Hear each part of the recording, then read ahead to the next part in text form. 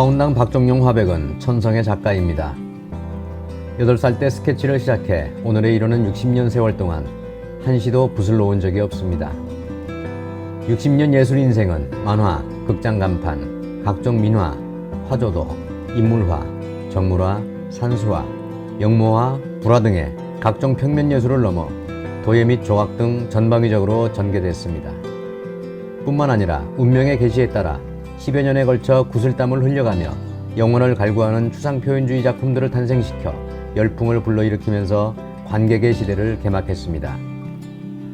박종용 화백은 쇠만큼이나 강인한 전천후 예술가입니다. 그의 삶과 인생은 형언할 수 없는 고난과 역경의 연속이었습니다. 그야말로 가난과 고난의 작가로 생명예술을 향해 몸부리친 질풍노도의 역사였으며 칼날 위에 춤추는 고개사의 삶이었습니다. 험난한 60년 성상, 풍상의 세월은 인간 자체를 예술의 원형으로 주조시켰고 고난을 헤쳐나간 삶의 흔적들은 자연스럽게 신화로 변화되어 가고 있습니다. 이는 예술의 정열과 의지에 따른 섭리의 작용으로 운명의 필연적 흐름이라 할 것입니다. 특히 2004년 겨울부터 시작된 새로운 추상표현주의 작품들의 열풍으로 세계화를 향한 불빛이 비춰지기 시작했습니다. 이에 작가는 생애 종점까지 결의 창작에 매진할 것을 다짐하면서 가차없는 자기 수련을 선언했습니다. 돌이 닳아 가루가 되었으면 하는 간절함을 안고 모진 세월의 아픔을 감내하면서 여러 점의 추상미술을 창작했다. 나이 70을 바라보는 이제야 어렴풋이 길이 보이는 것 같다. 더는 헤매지 말고 추상작품의 인생 종지부를 찍으라는 명령의 소리가 쟁쟁이 들려오고 있다. 고로 나는 오늘도 추상작품의 창작을 위해 작업실로 향할 수밖에 없다.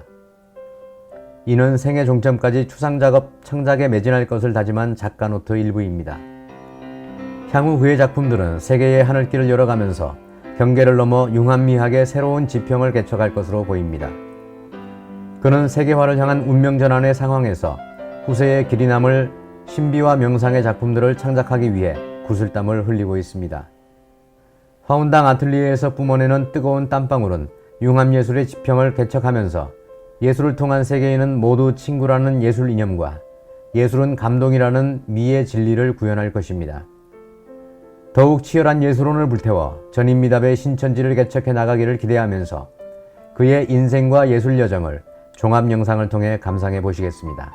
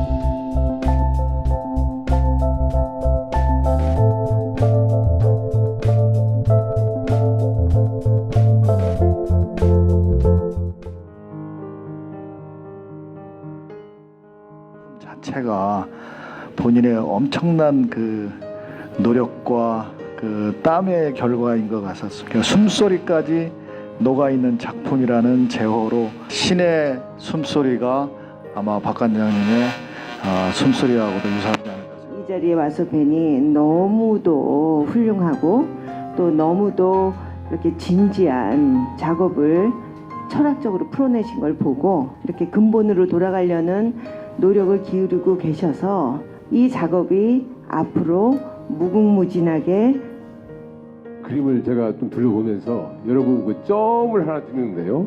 저쪽 작품을 하는데 약 10,000개 이상의 점을 찍는다고. 제가 깜짝 놀랐어요.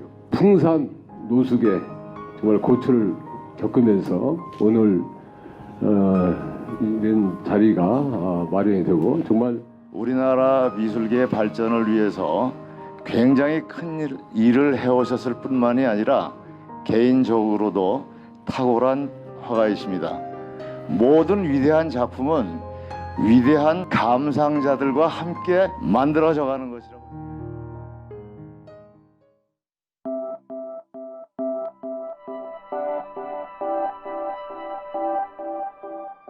이 한가람 세븐 미술관이 만들어진 지가 뭐 거의 우리 전당 역사가 30년입니다만은 수많은 개막전이 있었습니다. 근데 오늘만큼 이 개막전에 이렇게 많은 사람이 모인 건 아마 처음인 것 같습니다. 그림의 제목이 뭔지 아십니까? 모든 그림이 다 무제입니다. 무제. 그건 무슨 뜻입니까? 제목은 여러분들이 붙이라는 얘기입니다. 저는 오늘 이 전시를 보면서 여기에다가 긴 의자를 놔야 되지 않나 생각합니다. 몇 시간이고 앉아서 그림을 속에 자기가 들어가야지만이 그림을 이해하고 감상할 수 있는 그러한 전시가 아닌가.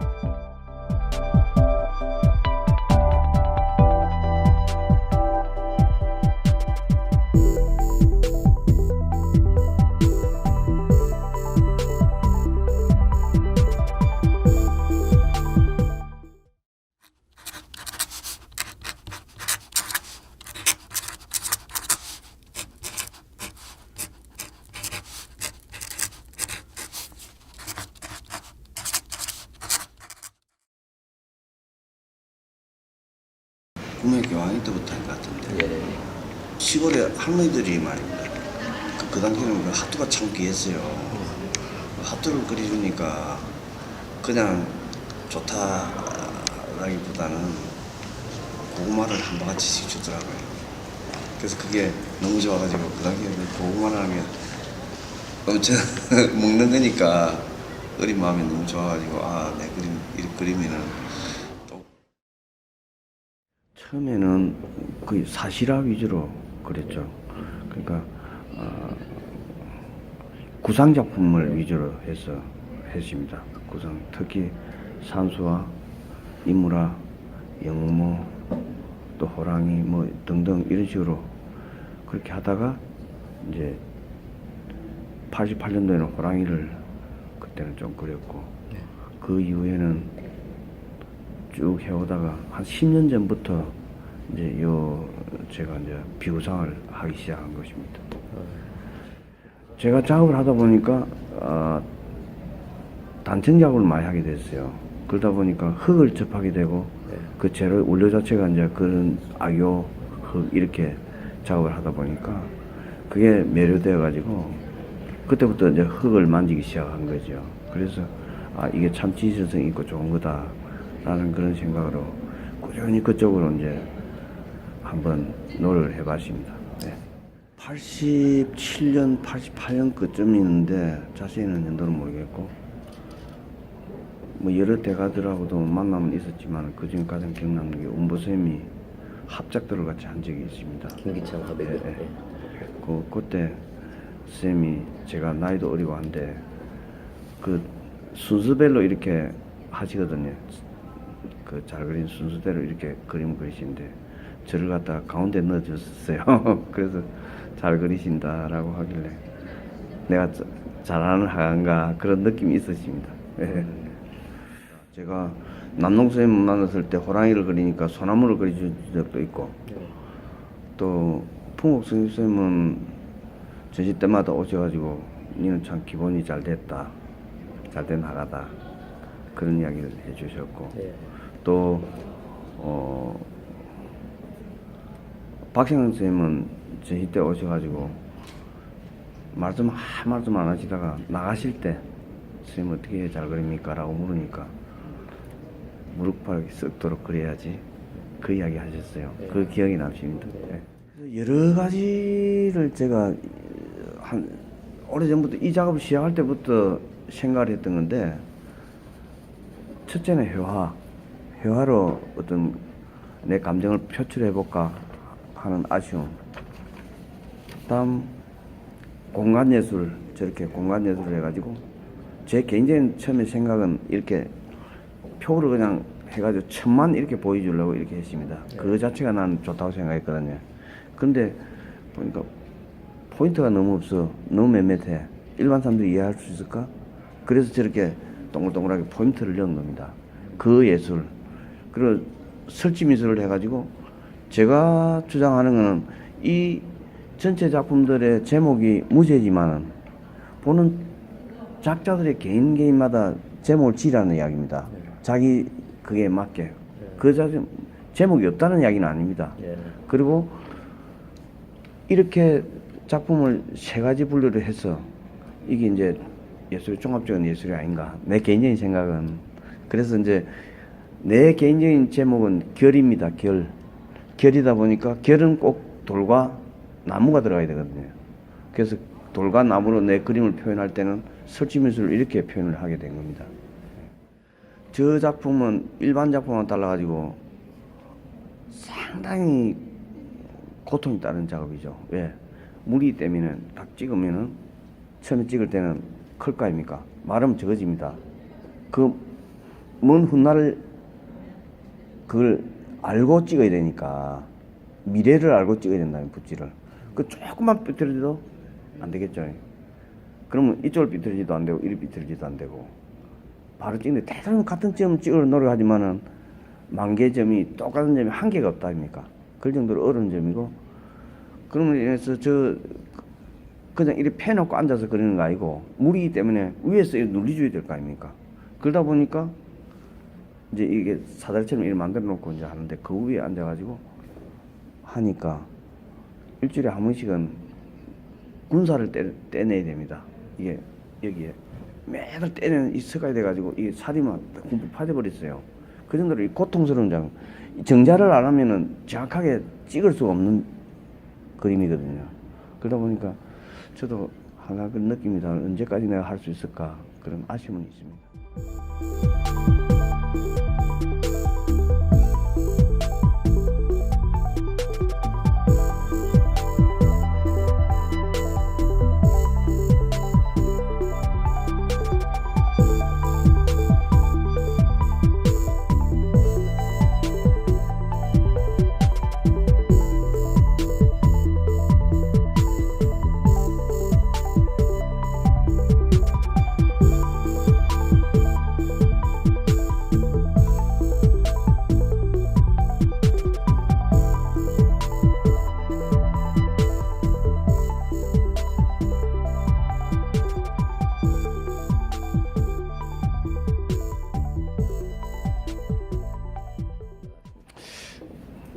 좀은 특이했을 겁니다. 왜냐하면 회화도 그렇고 공간예술도 그렇고 설치미술도 이렇게 삼박자를 이루어내기가 참 모든 사람은 공감하는구나, 그런 느낌을 받았고, 또 어떻게 고통의 대가가 아닌가 이런 생각도 하게 되더라고요. 독자들한테 사랑받는 거겠죠 뭐. 여기 비구장까지 오기까지는 50년의 세월이 흘렀습니다. 참 중간에 우여곡절도 많았고 말썽도 많고 탈도 많고 그렇게 해서 50년을 끌어왔는데 한이 많고 탈이 많습니다, 이 작품에.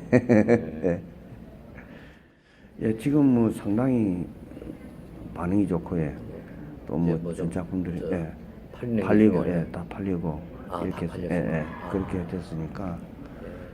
그래서 이때까지는 뭐 숨어 있다가 수십 년을 숨어 있다가 이제 나온 건데, 참 좀 더 일찍 나왔으면 아쉬움도 있습니다.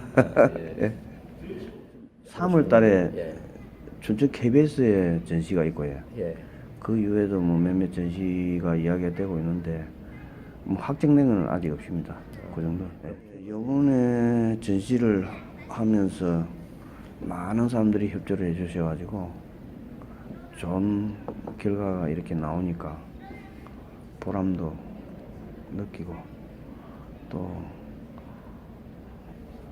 참 예술이라는 게 이런 건가 여태 참아왔는데 이제서 사람들이 또 조금 일주는 것 같아서 참 그게 고맙고 해야만 가지고는 도저히 내 작품을 전체를 설명할 수가 없어가지고 설치도 하고 공간 미술도 하고 다 했는데 과연 이걸 일반 사람들이 통할까 이런 큰 의문점도 있었습니다 사실은. 근데 막상 열고 보니까 나보다 더 많이 하니까 쪽대들이 더 많이 하니까 또 공감해주고 또 와주시고 또 오셔서 또 보고 하시니까 너무 좋고.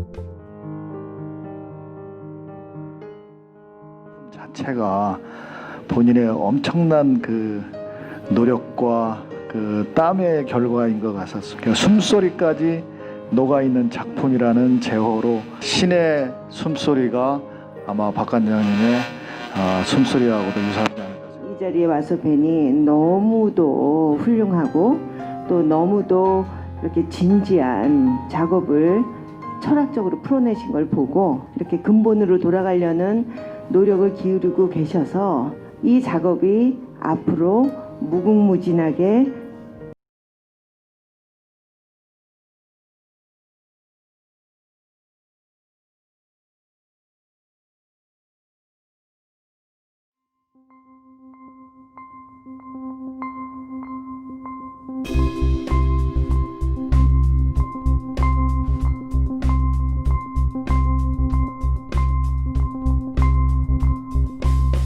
우선 정상님 이사장님 인사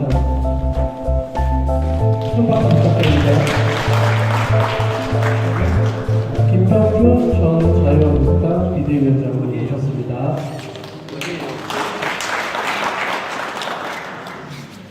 장석용 한국예술평론가협의회 회장님 참석해 주셨습니다.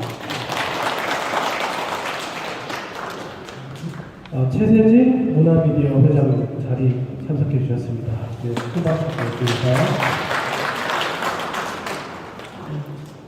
박종진 주간한국 국장님 참석해 주셨습니다. 어디 계신가요? 네.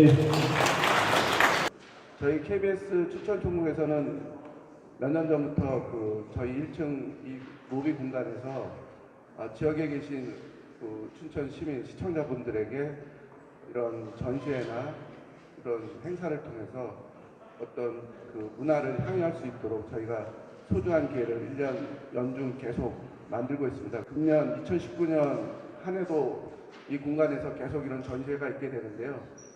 지금 이 전시회가 올해를 시작하는 전시회인 것 같습니다. 그리고 그동안 저희가 몇 년 동안 쭉 해왔던 전시회 중에서 이 전시회가 가장 수준 높고 또 귀하신 분을 모시게 돼서 뜻깊은 전시회인 것 같습니다. 박종용 합의 작품을 좋아합니다. 지금 방금 와서도 봤습니다만은 정말 참 폭이 굉장히 넓은 그런 작가 아니십니까? 지금 이 모노크롬 단색화 작품에 사용한 흙이 제 고향인 고령 덕곡에 제 아버지 산소에서 불과 한 1km 정도 떨어진 데 그 흙을 사용한 작품들이라고 합니다. 돌도 제 고향 고령 덕곡 옥계에서 가져온 돌이라고 방금 제가 소개를 받았습니다. 한 점 한 점 어려운 재료를 연구해서 활용해 나가는 것이 일종의 수행 과정 아닌가 이런 생각이 들고요. 그런 것들이 이렇게 발현이 돼서 추상에 대해서 좀 생경해하고 이런 분들조차도 좋아하시고 특히 이제 여기 그 설치 끊임없이 작품을 계속 이제 만들어내시는데 존경스럽습니다. 동양화 서양을 통틀어서 이분이 손을 건드리면 예술이 되고 역사가 됐습니다. 앞으로 여러분들이 이분 작업을 어떻게 진행이 될 것인지 좀 관심 있게 살펴봐 주시오. 야, 우리나라의 이 아름답고 멋진 작품이 세계 미술 경매 시장 뭐죠? 두 가지 크리스티, 그다음에 소더비. 야, 내가 이 신문이나 매스컴 미디어를 보더라도 이런 작품들이 없는데 이 박정용 화백의 작품이 크리스티하고 소더비에 정말 올라가서 정말 세계적인 작가와 업계를 겨루기 하기 위해서는 어떻게 해야 되는 것인가? 그걸 한번 공부를 한번 해보라고. 이렇게 마저 왔는데 결이라는 표현이 박하백님의 마음을 표현하십니다. 제가 그동안 보아온 우리 박정용 화백의 그 인간미는 어느 누구보다도 비교할 수 없을 정도로 따뜻하고 고우신 분입니다. 여러 작품을 해오면서 지금 여기까지 왔는데 지금 마지막 작품 새롭게 선보인 거는 색깔을 여러 가지 넣어가지고 오방색이라고 할 수 있겠죠. 그런 색깔을 넣어가지고 작품을 점을 한번 찍어봤습니다.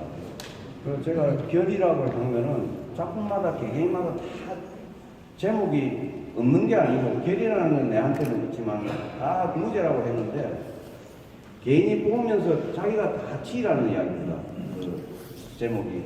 그래서 무제라고 했던 거고. 그래서 그걸 다 합쳐가지고 결이라는 게 탄생하게 된 겁니다. 그래서 결이라고 했고 또 지금 제가 하고 가장 고민을 많이 하고 있는 부분인데 저 작품은 정신 집중이 안 되면 상당히 어려운 작업이거든요.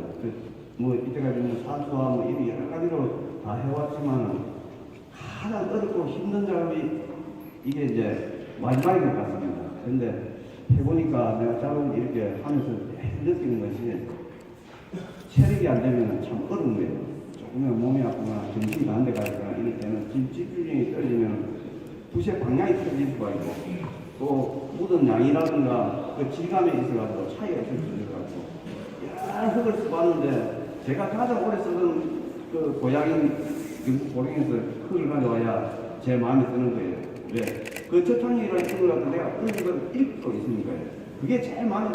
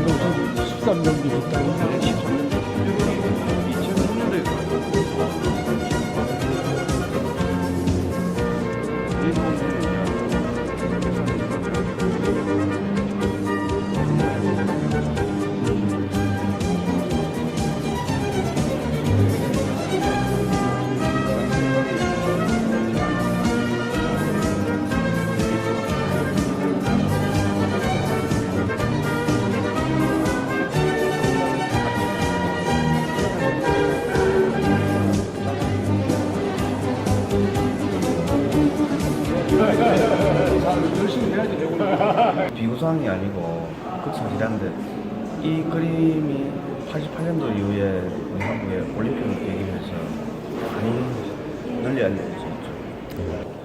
지금 이 작품은 2016년도 작품입니다. 16년도 그렸는데 그게 이제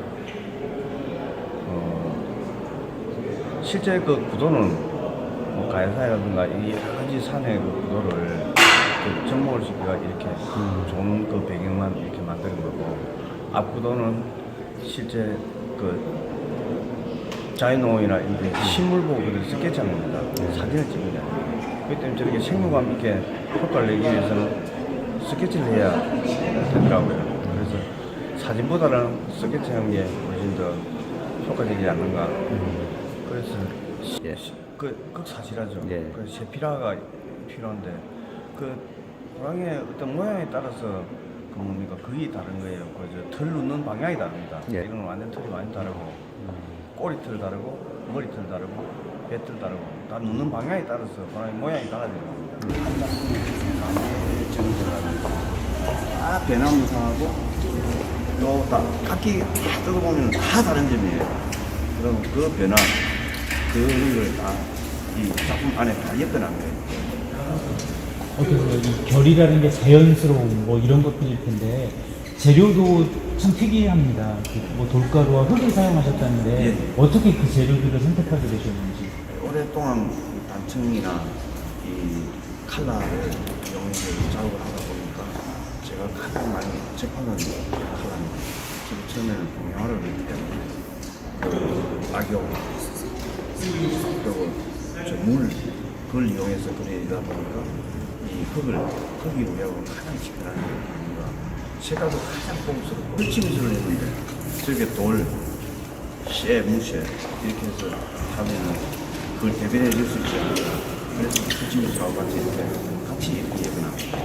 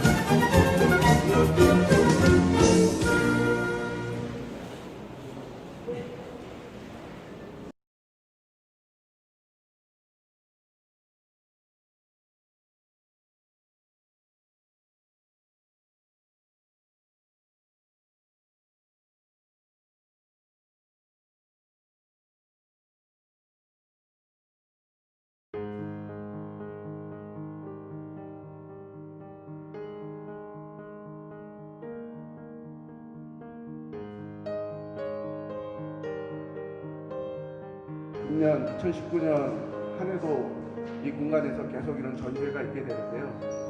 지금 이 전시회가 올해를 시작하는 전시회인 것 같습니다. 그리고 그동안 저희가 몇 년 동안 쭉 해왔던 전시회 중에서 이 전시회가 가장 수준 높고 또 뜻깊은 전시회인 것 같습니다. 정말 참 폭이 굉장히 넓은 그런 작가 아니십니까? 지금 이 모노크롬 단색화 작품에 사용한 흙이 제 고향인 고령 덕곡에 제 아버지 산소에서 불과 한 1km 정도 떨어진 한 점 한 점 어려운 재료를 연구해서 활용해 나가는 것이 일종의 수행 과정 아닌가 이런 생각을 끊임없이 작품을 계속 이제 만들어내시는데 존경스럽습니다.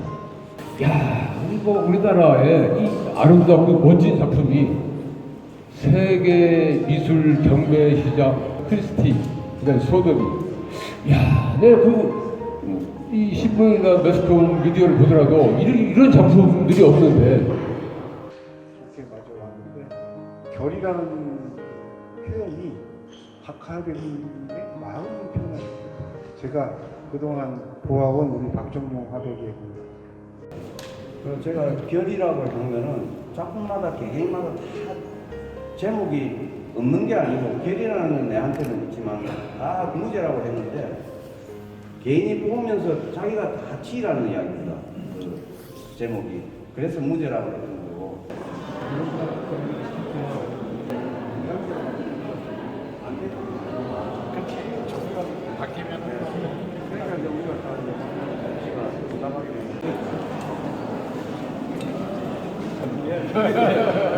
열심히 해야지 되고.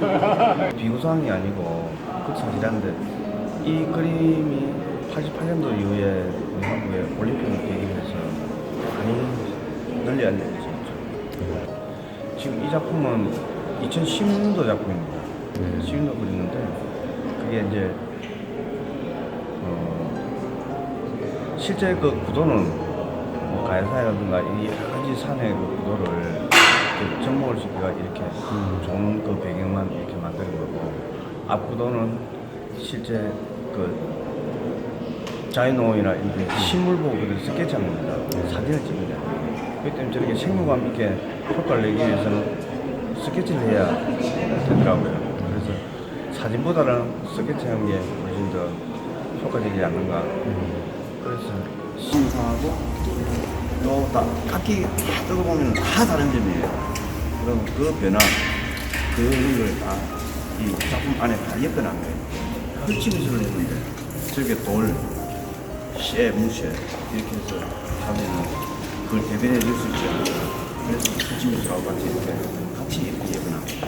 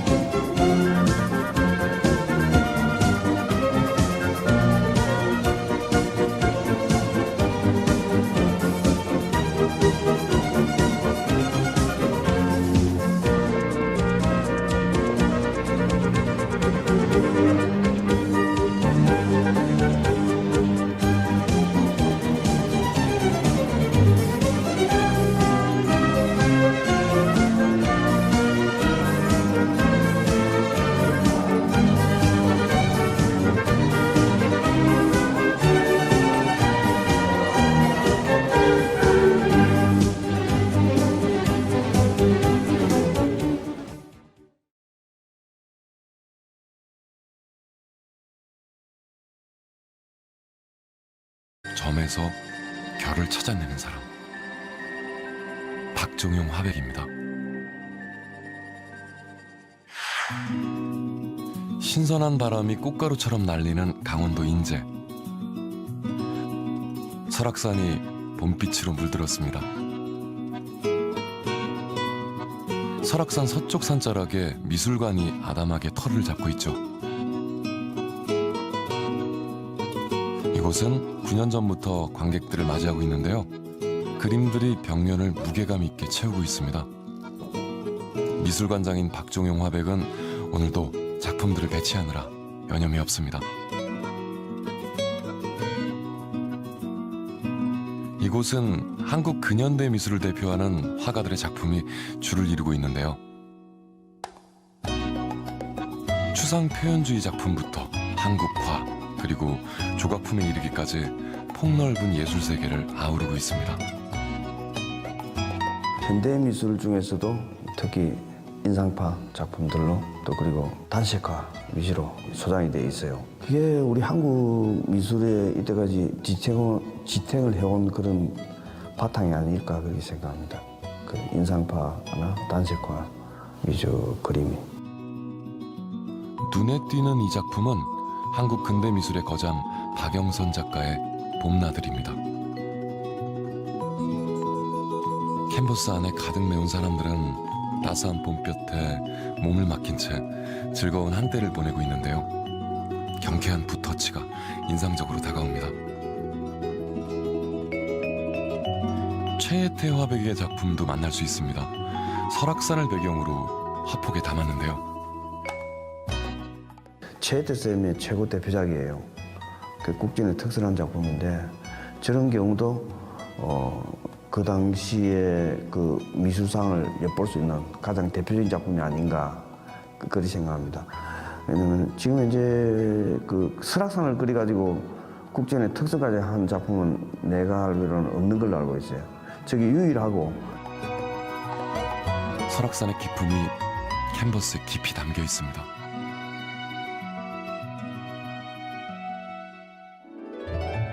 그리고 하얀 전시관 한쪽 벽, 백발의 화가를 요동치게 하는 새하얀 작품이 있습니다. 점들이 무수히 박혀있는 박종용 화백의 작품입니다. 점마다 모양도 높낮이도 제각각, 여느 물감에서 볼 수 없는 질감이 드러나 있는데요. 이는 무엇을 나타내고자 한 것일까요? 탁탁 이렇게 높낮이가 있다니까, 음양각이. 그래서 그 하나하나 사이 그런 걸 갖다가 다 엮어서 하는 말이 우리 말 표현하기로는 결이라는 표현을 쓰고 있어요. 똑같은 점 같이 보이지만 하나하나 다 다르거든요. 그러다 보면은 붓의 그 강도 또 작게 눌리고 많이 눌리는 힘의 차이. 흙의 종류와 붓의 터치에 따라 고운 점이 되기도 척박한 땅에서 갈라지기도 합니다. 각기 다른 개성이 모여 조화를 이뤄가죠. 점을 자세히 들여다보면 저마다의 결이 보입니다.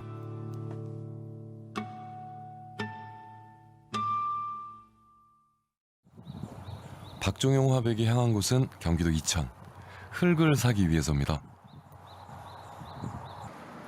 자신의 고향인 경북 고령부터 청년 시절 활동 무대였던 서울 인사동, 그리고 이곳 이천까지. 그는 좋은 재료를 구하기 위해 전국 방방곡곡을 부단히도 찾아다니고 있습니다. 천년의 도자 문화를 간직한 이천은 흙을 사랑하는 사람들의 발길을 머물게 하죠. 이 상점에서도 도자기와 관련된 재료를 만날 수 있는데요. 주로 도예가들이 다녀가는 곳입니다. 가오리만 주소 다시죠. 가오리만 가져가지. 그 돌가루 좀 많이 남아 있어. 어떤 돌가루야? 돌가루 보시면 알아요? 네, 보면 알지. 이거 들어가요. 장식구서 석구서 뭐 이런 거. 창고까지 들어가 까다롭게 재료를 고르는 박종용 화백. 손의 촉감만으로도 어떤 흙인지 구별이 될 정도인데요. 이거는 장석. 장석이야, 장석. 장석이고, 이거는 규석. 내가 쓰는 규석. 티끌 하나 없이 하얀 돌가루가 그의 마음을 사로잡습니다.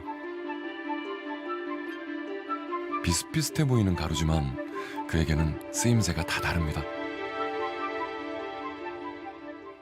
규석은 전혀 금이 안 가는 거 있잖아요. 붓질한 그 상태가 그대로 탁 착상이 되는 거예요. 부드러운 질감을 내고 싶을 때는 규석을 사용합니다. 네, 가루는 요거, 요 저거 아주 미비분 데 고운 거, 되게 고운 거, 제일 고운 거, 가오린. 네, 맞습니다. 오늘 구입할 흙은 도자기의 주 원료인 카올린인데요. 터짐이 되게 좋아요. 이렇게 탁탁탁 터짐 갈라진단 말입니다. 갈라지는 게 자연스럽고 아주 보기 좋아요. 가오리는 그거는 이제 고림토나 이 장석이나 규사에서 볼 수 없는 그런 효과가 있어요. 그래서 그걸 이용하고 있어요.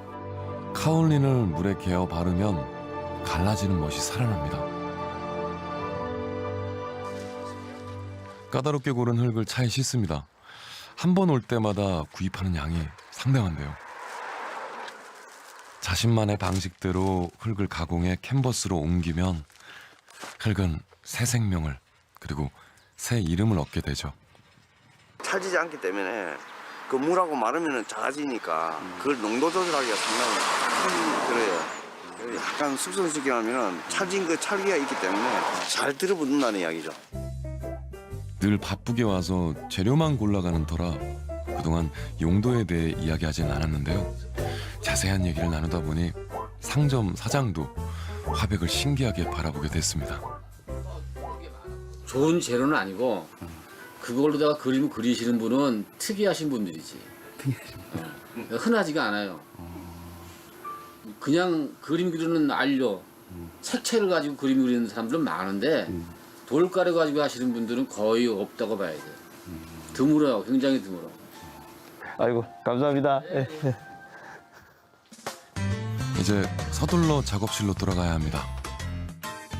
오늘따라 마음에 드는 재료를 구하게 됐는데요. 돌아가는 발걸음도 가볍습니다.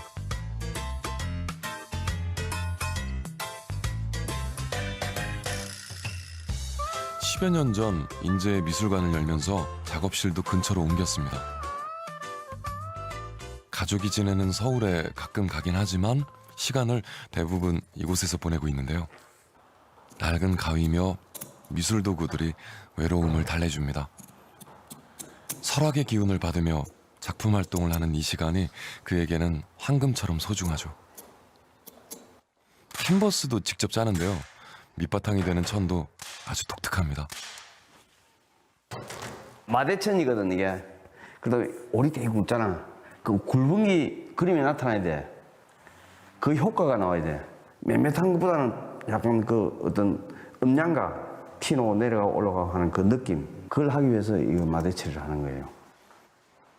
그리고 가장 중요한 재료로 물감을 만들 시간. 우윳빛 흙과 물을 먼저 섞은 후 악교예요 이게. 짐승의 가죽이나 뼈 따위를 고아서 만든 악교를 넣어줍니다.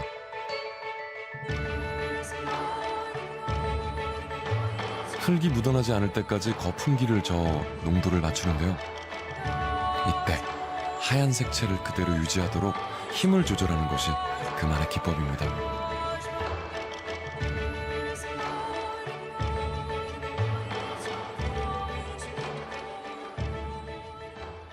여기 쇠기 때문에 너무 많이 돌리면은 이 쇠가 원래 뻗어져 있어요. 코팅한 게. 그러면서 요 다음에는 까맣게 돼.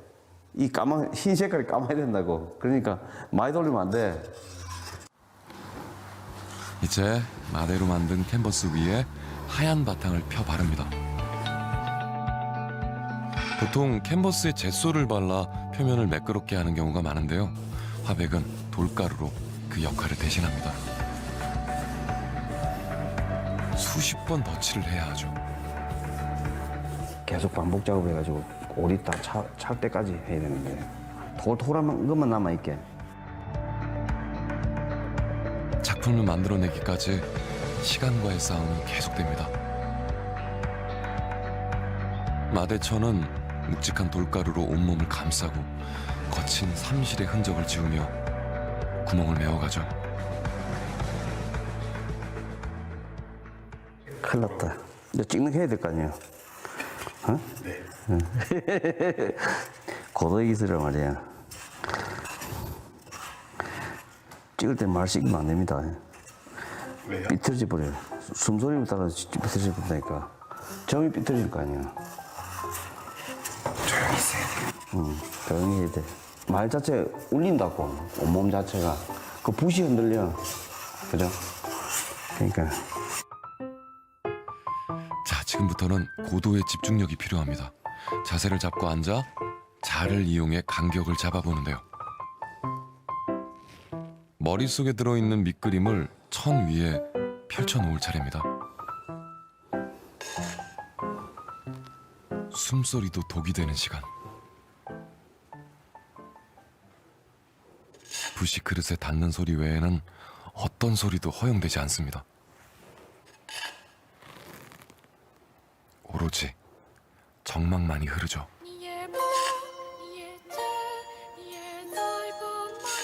그는 전묘법을 통해 그동안 힘겹게 살아온 것에 대한 땀의 결정체를 표현합니다.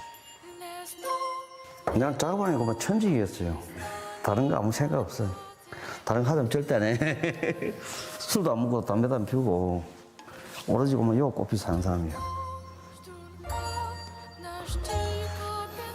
작품에 몰두할 때는 몇 달이고 작업실에서 지새우곤 합니다.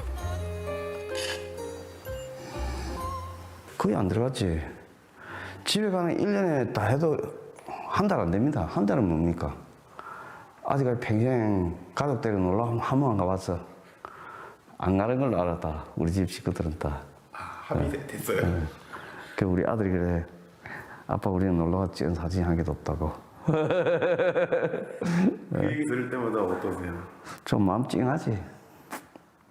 직업적으로 어쩔 수가 없으니까. 그죠? 그럼 뭐 열심히 사니까 믿겠죠. 그죠? 열심히 살잖아. 고향인 경북 고령에서 처음 고령토의 매력에 빠진 박정용 화백. 그만큼 흙은 그에게 특별한 의미입니다. 흙은 저한테는 부모님이죠, 부모님. 부모님 같은 존재예요. 왜? 저 흙 속에서 파묻혀 자기도 해봤고, 별 일을 다 해봤어요. 마음이 편해요. 포근함이 있죠, 그 흙 속에는. 근데 이리 만져보면 아까도 이리 만질 때 항상 그런 느낌이 오는데, 일반 사람들이 만지는 전 느낌이 다를 거예요, 아마. 난 너무 포근해요, 좋아요. 그의 나이 23살 되던 해 아버지가 세상을 떠났습니다. 그 전까지 화가인 아버지를 따라 그림을 즐겨 그렸는데요. 천부적인 재능을 보고 이웃들의 칭찬이 끊이질 않았습니다. 어릴 때 그 이웃 할머니가 그 핫도를 그려달라 그래가지고 그걸 제가 그 지금 까자종이나 좀 두꺼운 종이 있죠.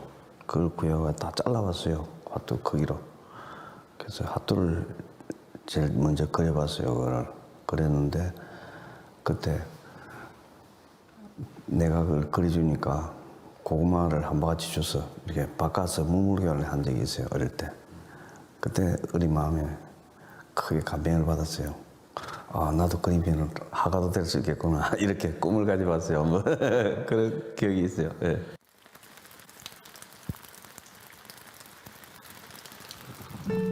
봄비 내리는 오후, 언제나처럼 산에 오릅니다. 답답하거나 작품의 영감을 얻고자 할 때 백담사를 자주 찾아가고 있죠. 13년 전 지인의 권유로 인제에 정착하게 된 박종용 화백. 즐거운 도전이었지만 한편으로 쉽지 않은 결정이었는데요. 그때부터 줄곧 백담사에 와서 마음의 위로를 받곤 했습니다. 제 작업의 원천이라고 이야기할 수 있습니다. 여기가. 여기 온 지도 13년인데 13년 동안에 모든 이 주변도 많이 보게 되고 또 그리게도 되고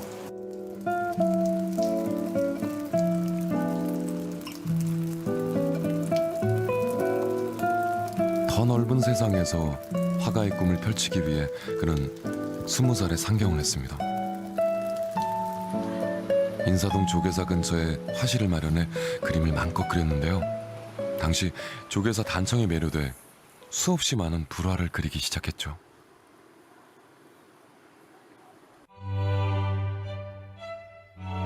불화는 젊은 시절 화가로서의 출발을 알린 장르였습니다.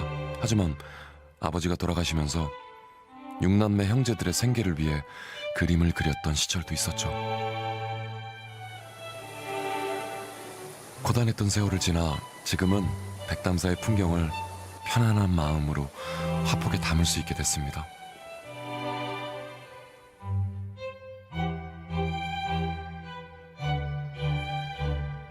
과거 그가 그린 많은 탱화들이 전국의 사찰에 걸려 있는데요.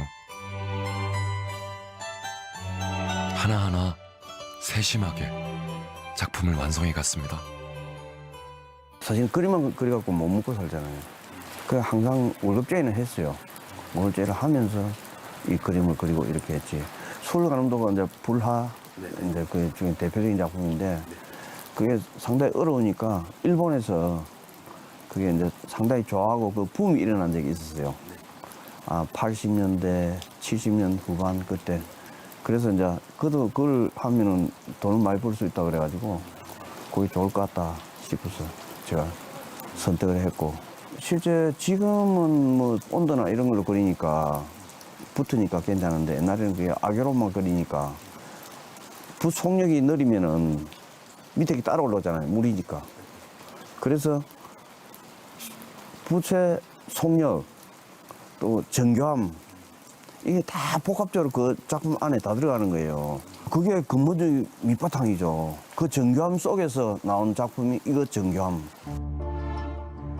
수십 년이 흐른 지금 고단했던 세월과 그간의 경험을 작품으로 남기고 싶었던 화가, 그렇게 탄생한 것이 바로 점화입니다.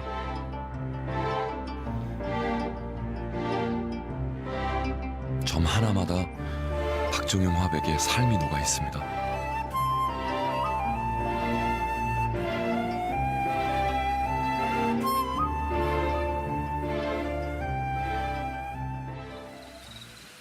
설악산 끝자락에 어둠이 밀려오면 작업실에 불을 밝힙니다. 멀리서 바라보면 그저 흰 캔버스처럼 보일지라도 다가가면 다를 테죠. 5번의 점을 더 찍어야 하나의 점이 완성되는데요. 어쩌면 이것은 그의 땀방울이자 눈물이 아닐까요? 이 작품은 화가로서 그의 집약체입니다. 요 이상은 이제 더 발전할 수 없을 거예요. 여기 이제 마지막 작품이 나한테는.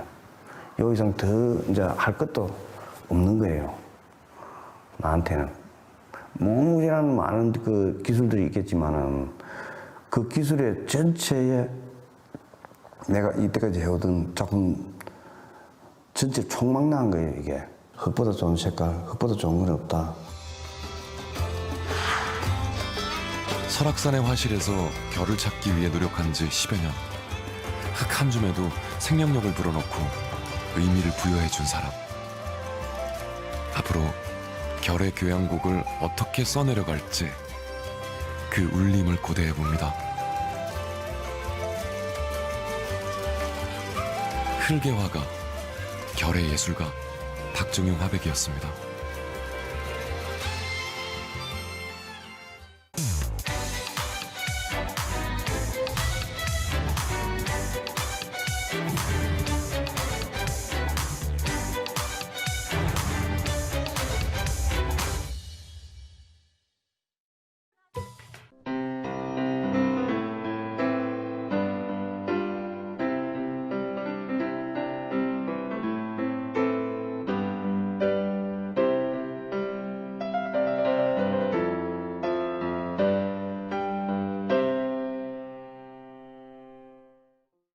한국경제문화대상 미술부문 백곡미술관 관장 박종용. 이하 내용은 같습니다. 축하드립니다.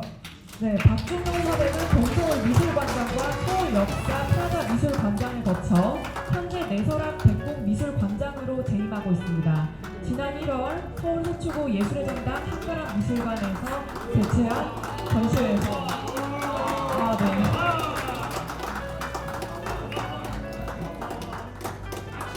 우리 가족들이시죠? 함께 올라가시죠. 네, 함께 사진 촬영하도록 하겠습니다. 최다 인파가 운집하는 기록도 세우셨는데요. 이후 KBS 문화단체 흙속의 별을 찾아라는 제목으로 방송을 하기도 했습니다.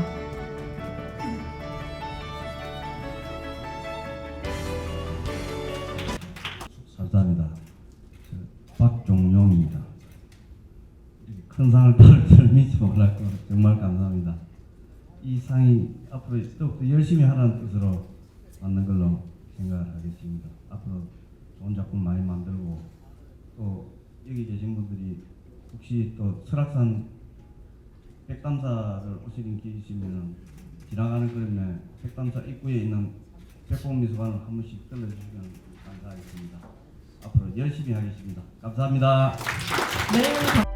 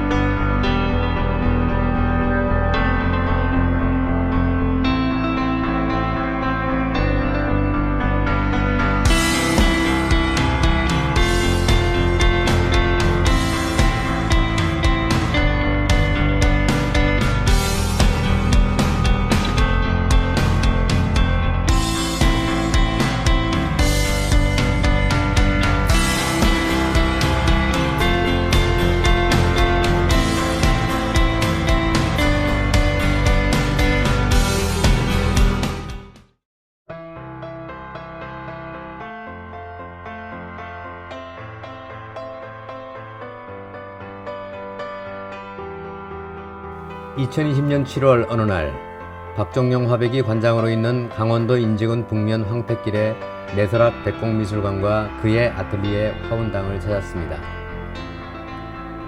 박종용 화백은 8살 때 스케치를 시작해 오늘에 이르는 60년 세월 동안 한시도 붓을 놓은 적이 없는 천성의 작가입니다.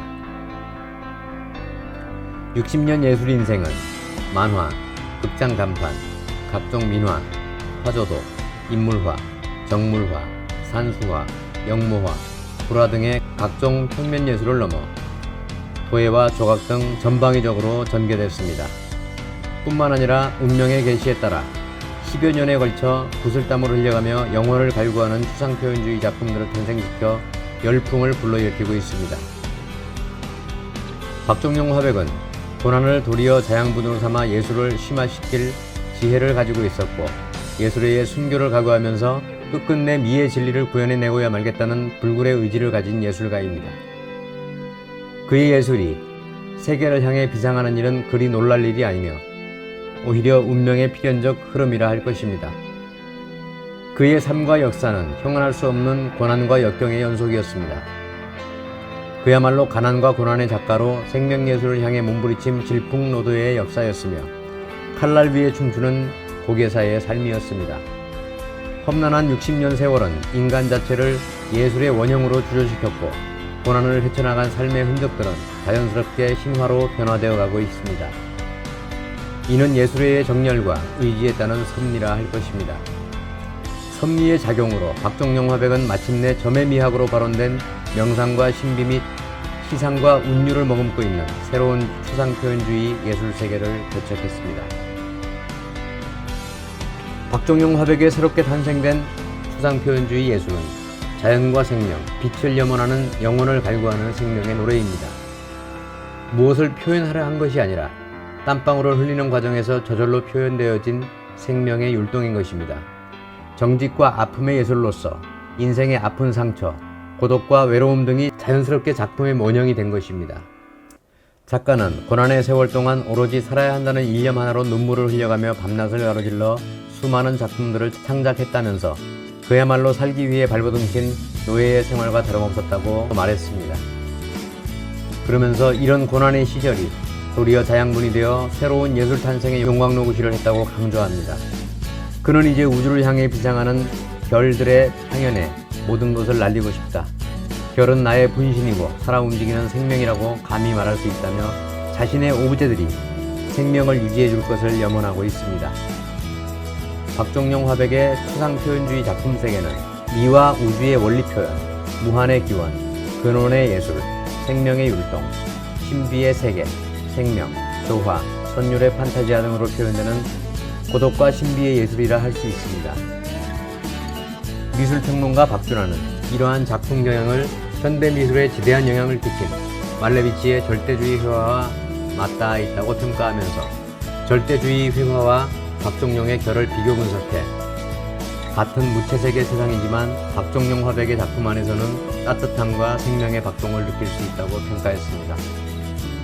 이러한 그의 작품들은 세계의 하늘길을 열어가면서 경계를 넘어 융합미학의 새로운 지평을 개척할 것으로 보입니다. 그의 작품에서 시와 음악이 재탄생되고 작품을 소재로 한 연극, 무용이 창작됨으로써 융합미학의 새로운 패러다임이 구축되면서 영감의 꽃을 피워나갈 것으로 기대합니다. 그의 인생과 예술 여정은 신화적 요소들로 엉켜있는 것은 부인할 수 없는 사실입니다. 그러나 신화의 속살은 땀과 눈물입니다. 이는 아리랑 고개를 넘고 또 넘으면서 가시밭길을 헤쳐나간 쓰라린 지난 날들을 되돌아보면 쉽게 알 수 있는 것입니다.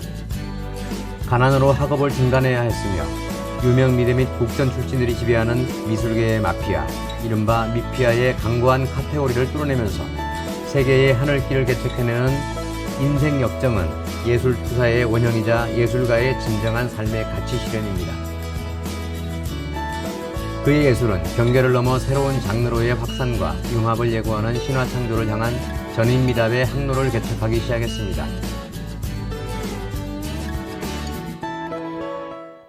네, 작품 활동을 처음 시작한 시기는 언제인지, 그리고 그 계기가 있다면 어떤 게 있을까요? 초등학교 입학할 때부터 이제 좀, 그 당시에는 그 아버지가 부산에 계셨어요. 성도중학교 국어교사로 계시다가 뭐 오시면은 글도 많이 쓰시고 아버지가 그렇게 글을 잘 썼었어요. 그래서 이제 그때부터 이제 나 위에 이제 2살 많은 형님이 계신데 그 형님이 먼저 이제 하시고 나는 그 형님한테 배운 거죠. 학교가 국민학교가 한 4km 정도 떨어졌어요. 한만 이항에서 외항국민학교까지 가는 거니까. 그때는 놀이기구가 뭐 구슬치기, 떼기치기, 썰매 뭐 이런 정도였는데 그보다는 뭐 그림 그리고 뭐 파고 조각하고 이런 거 좋아했어요. 그냥. 제가 국민학교 5학년 때 정도 된 것 같은데 그때 아마 할머니들이 나보고 핫도를 한번 그리 달라 그래가지고 제가 한번 핫도를 그렸어요. 그림이 상당히 단순하잖아요. 그 핫도 그림은. 그래서 제가 그걸 그렸는데 참 되게 좋아하시더라고요. 그래서 나는 이제 나도 이제 그림을 그리면 화가가 되겠구나 그런 꿈을 가졌어요. 예. 네, 미술에 심취해서 각종 그림을 그리는 이런 활동에 대해서 부모님께서 어떻게 생각하셨는지, 이게 당시에는 작품 활동이라는 게 상당히 어려운 시기잖아요. 그 당시에는 그 그림을 그리고 이런 걸 크게 좋아하지 않았었어요, 부모님들은. 그냥 공부 잘하고 몸 건강히 농사 잘 짓고 이런 사람을 원했지 그렇게 원하지 않았었어요, 그런 거. 근데 나는 이제 행자들이 너무 많고 또 다 뭐 학교 가기도 어려울 것 같고 여러 가지 판단을 했을 때 이거로서는 도저히 갈 수가 없겠구나 생각을 해서 이제 운동을 했죠. 복싱도 하고 마라톤도 하고 그렇게 해서 막 조그만 꿈을 키우면서 또 때로는 이제 뭐 마산이니까 모악산도 그리보고 마산 아파트도 한번 그리보기도 하고 그때는 마산에 용마산이라고 있어가지고 용마산에 가서 사생대가 있었어요. 그 당시에는 가고파 신 그 가고파 그 미술대가 있었는데 거기도 학교 대표로 나가고 그렇게 했었어요. 예. 서울에 어떻게 상경을 하셨는지 그리고 이후에 인사동 활동 경위에 대해서 궁금합니다. 그 당시에 이제 뭐 체육 특기생으로 서울 올라가지고 서울 양정고등학교가 그 마라톤 그 유명한 송기정 그 선배님이 나오신 학교잖아요. 그래서 그 학교에 스카우트 해가지고 있으면서 거기서 만리동이었어요. 그 당시는 서울역 맞은편에. 거기서 인사동까지 걸어다니면서 수업이 끝나면은 4시부터 한 8시, 9시까지 그린 것 같아요. 어떤 때는 제일 많으면 토요일, 일요일은 철화 작업도 하기도 하고 뭐 이렇게 해서 그림을 좀 많이 그렸던 것 같아요. 그 당시에. 예. 그때는 뭐 다른 것보다는 이제 그림을 좀 하니까 인사동에 가서 이제 내가 낙가마 그림 그리는, 그때는 그림 공장이라고 해야 되겠죠. 그때 라인 작업을 했어요. 한 사람이 목당을 그리면은 한 사람이 꽃을 치고 그 다음에 줄기 치고 이파리 그리고 낙간 찍고 이렇게 하제스가 낙간 찍고 이런 식으로 순서대로 탁탁 해가면은 라인 작업이라고 그러죠. 그 공장식이었어요. 그 당시에는. 그렇게 해서 작업을 했어요. 그 당시에는 아르바이트 할 수 있는 게 아무것도 없었어요. 시골에서 올라오면은 가정집에 가서 가정교사를 해주면은 밥미 주고 잠자 주는 거. 그 정도였는데 나는 인사동에 그림을 그리러 찾아갔어요. 내가 찾아가서 이제 거기서 뽑혀가지고 이제 내가 낙가마 그리는데 한 축을 담당했었어요. 처음에는. 그렇게 하다가 그게 뭐 그 당시에는 뭐 그림을 워낙 그 화가들이 적기 때문에 막 인사동에서 그림을 그리면 그 화상들이 와서 다 사가는 그런 상황이었어요. 그래서 나도 올라가지고 다른 학생들보다는 돈을 더 벌여야 될 것 같아가지고 그래서 이제 그림을 그리게 된 것 같아요. 네. 네, 이후에 또 활동들이 어떤 게 있을까요?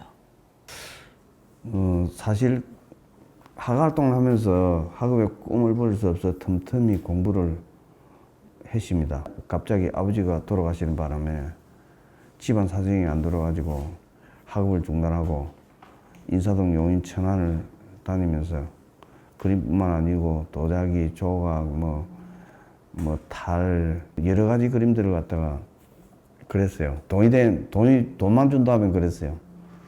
그 당시에 여러 가지로 그림으로 할 수 있는 건 다인 것 같아요. 극장 간판, 만화, 닥친 대로 했어요. 돈 많이 준다 하면은 돈 찾아갔어요. 네. 아버지가 일찍 돌아가시는 바람에 그 형제들도 그렇고 생계유지도 상당히 어렵고 이래가지고 닥치는 대로 그냥 그랬어요. 꼭 정해진 거는 없고 인물화, 산수화, 하저도, 정물, 영모, 각종 미나, 불화. 그 당시에는 호랑이는 좀 뒤에 그린 것 같아요. 올림픽 계기로 그 당시에 뒤로 그리고 그 말고는 거의 다 닥치는 대로 일을 했어요. 그냥. 추상회화를 시작하게 된 동기는 또 무엇인지 또 어떤 어려움이 있었는지 궁금합니다. 사실 추상화는 이제 이렇게 작품을 여러 가지로 그리다 보니까 항상 마음에 남아 있었어요. 어떤 예술을 내 나름대로 표현할 수 있는 방법이 없을까 하고 찾던 중 여러 수백 가지가 실패를 하고 어떤 것도 해도 마음에 차지 않았었어요. 그러다가 이제 이런 상업 화가를 하면서 틈틈이 내 그림에 대한 꿈은 있었어요. 그걸 꿈을 키우다가 이제 내 나름대로 이제 추상회화를 하게 됐죠. 그렇게 해서 그게 하루아침에 된 건 절대 아니고 수십 년을 그냥 거기다 투자를 하고 해가지고 내 나름대로 혼자서는 사실 이 언제부터라고 하기도 전에 많은 실험 속에서 탄생한 작품이에요. 어떤 걸 하나를 이렇게 만들어 가지고 또 실험을 해보면은 또 실패하고 그런 끄덕끄덕 하다가 결국은 이제 여기까지 오게 된 거예요. 예. 추상 작품을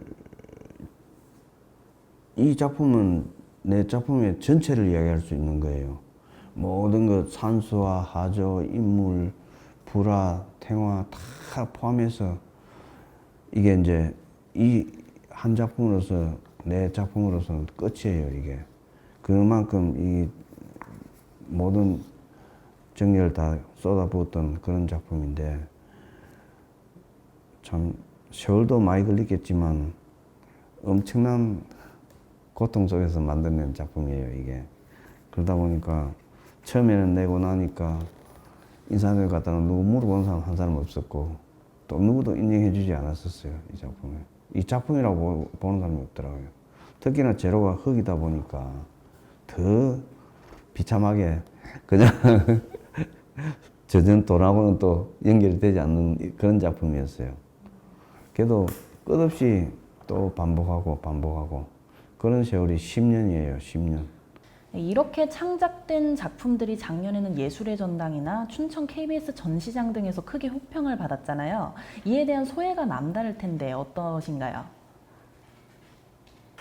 그래서 그렇게 작품을 하다가 엄청나게 그게 힘들었는데 19년도에 이제 여러 평론가들 평가를 받아보니까 참 좋은 평가가 나오더라고요. 그래서 예술의 전당에 달려가서 처음에는 예약을 하려고 하니까 안 된다 하더라고요. 5년 내에 전시 기록이 있어야 전시를 할 수 있대요.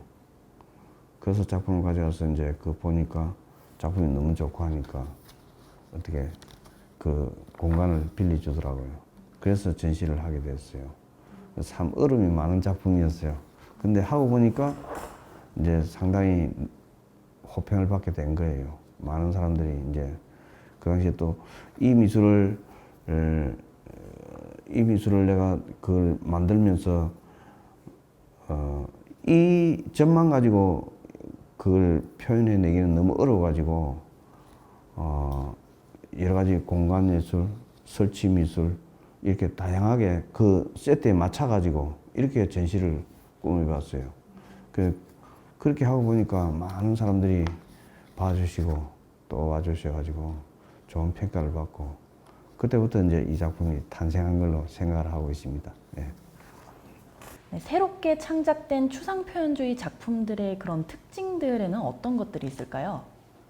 이 작품은 그렇습니다. 점 하나로 어떻게 움직이는 방법을 연구를 할까? 그림은 움직이게 하는 표현이 원이에요. 동그랗게 그리는 걸. 그걸 위주로 해서 이렇게 점 하나가 오주의 그 공간을 하나의 원소예요, 원소. 그렇게 해서 제가 표현을 해냈던 작품이기 때문에 상당히 그 내용면에서나 작품으로서 나름대로는 꼭 좋은 평가를 받고 싶은 그런 작품이에요. 네.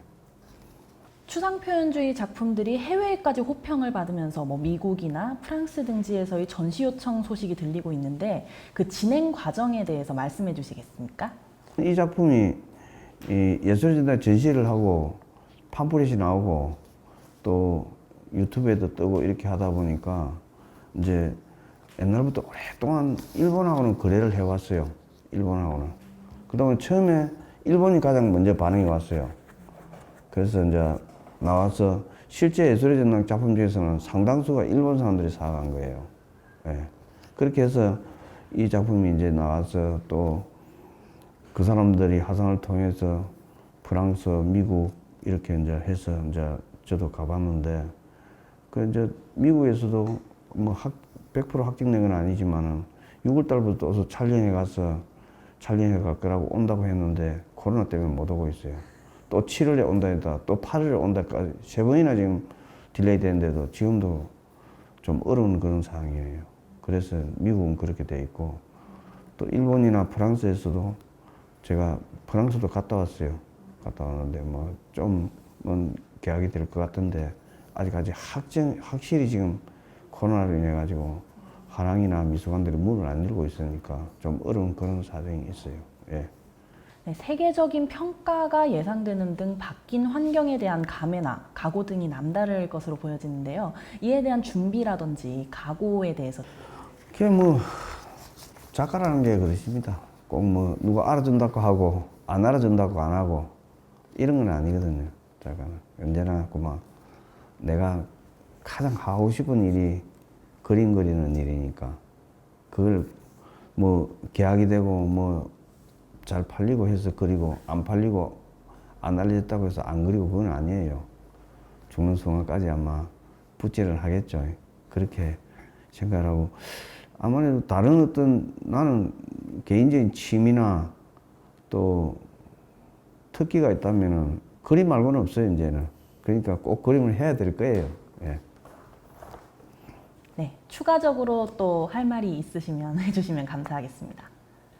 사실은 여기까지 오기까지는 상당히 힘이 들었는데 한 50 몇 년, 60년 가까이를 이렇게 한 길을 걸어왔는데 참 지금은 좋은 결과들이 나오니까 참 좋고요. 또 계속 이렇게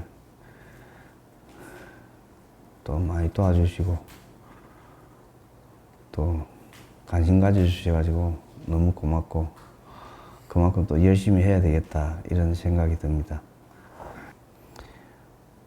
모든 작품의 총 결산은 결이 될 겁니다. 점이 될 겁니다. 거기에 이제 치중해서 앞으로 꼭 세계 시장에 가든지 한국에서도 찬반 양론이 있는 걸로 알고 있는데 그걸 타게 나가기 위해서는 더욱더 열심히 할 거예요. 항상 감사합니다. 네, 감사합니다.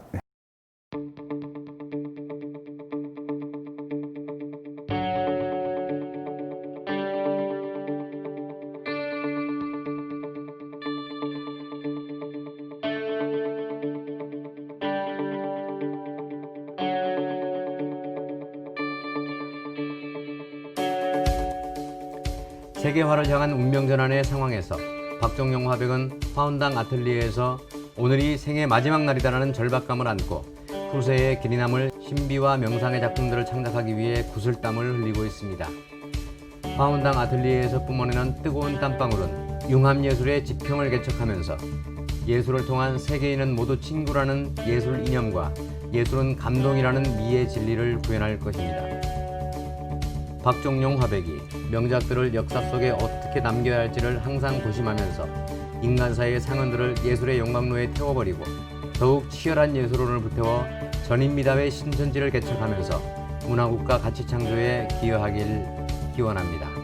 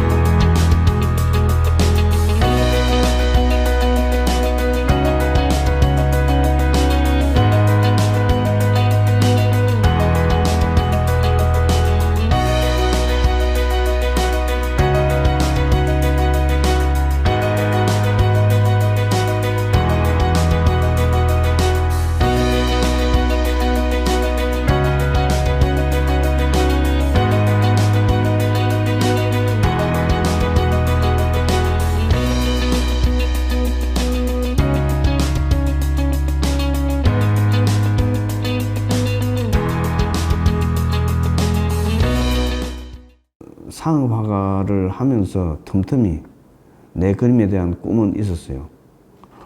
그게 뭐 하루아침에 된 건 절대 아니고 수십 년을 그냥 거기다 투자를 하고 해가지고 내 남대로 혼자서는 사실 이 어떤 뭐 언제부터라고 하기도 전에 많은 실험 속에서 탄생한 작품이에요. 어떤 걸 하나를 이렇게 만들어 가지고 또 실험을 해보면은 또 실패하고 그런 거듭거듭 하다가 결국은 이제 여기까지 오게 된 거예요. 예. 모든 정열을 다 쏟아부었던 그런 작품인데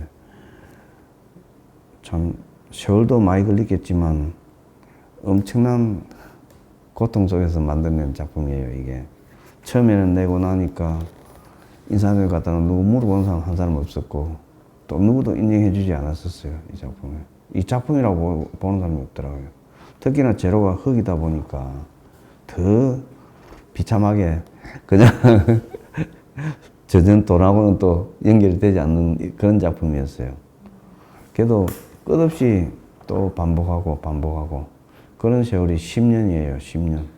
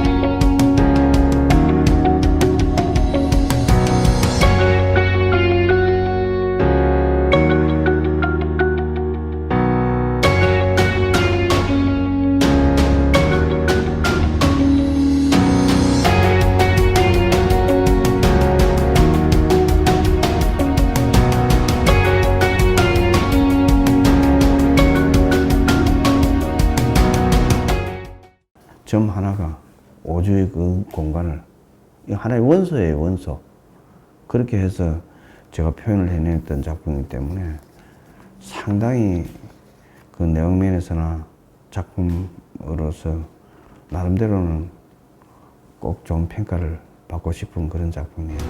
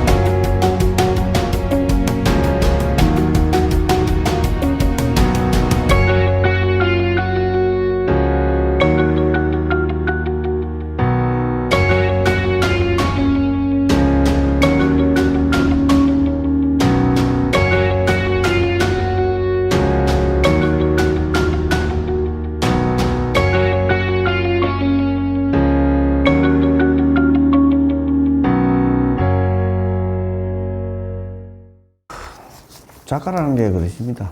꼭 뭐 누가 알아준다고 하고 안 알아준다고 안 하고 이런 건 아니거든요. 작가는 언제나 그만 내가 가장 하고 싶은 일이 그림 그리는 일이니까 그걸 뭐 계약이 되고 뭐 잘 팔리고 해서 그리고 안 팔리고 안 알려졌다고 해서 안 그리고 그건 아니에요. 죽는 순간까지 아마 붓질을 하겠죠.